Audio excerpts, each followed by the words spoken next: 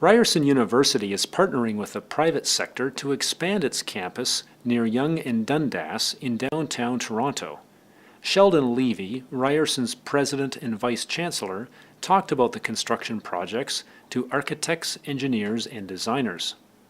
The educational event on building your firm through strategic alliances was organized by Shimmerman Penn and held at the Verity on Queen Street near Jarvis. This year there's 3,300 additional students applying for university education, and Ryerson has 70% of that increase, and we're 5% of the system. So you get an idea of the demand that we have.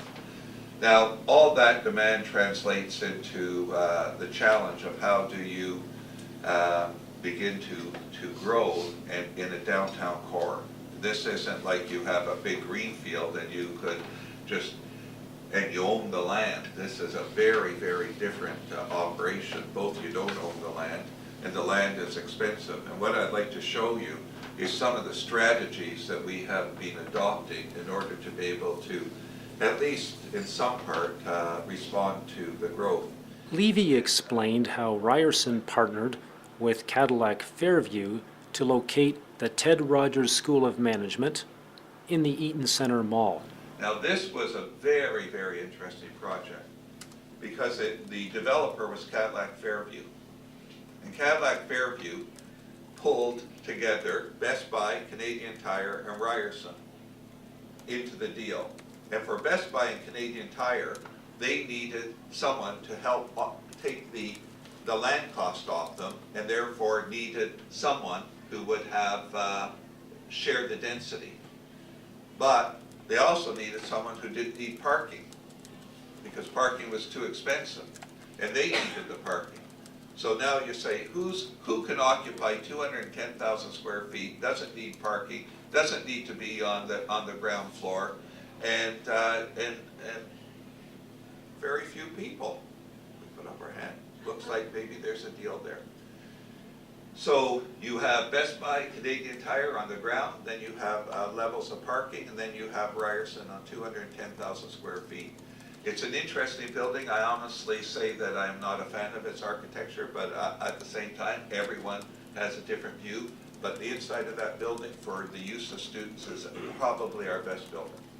Ryerson is using theaters at AMC Entertainment as lecture halls. In order to build that, we had to negotiate the air rights above a garage.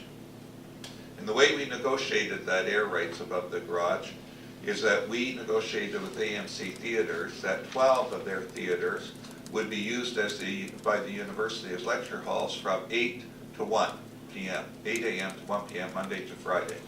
But we had to build them as lecture halls, not as theaters, or as theaters, not as lecture halls. In other words, it was built for both purposes. So you'd say, how does that work? Don't the students need a writing arm? Absolutely. You know where the popcorn holder is? That's the structure for the writing tablet. All of the lighting is above par from a theater because we need it as lecture halls. The faculty members are seamless in all the technology they use in those lecture halls from our lecture halls on campus. So you could say, well, what a deal. You give a bunch of air and you get 12 lecture halls.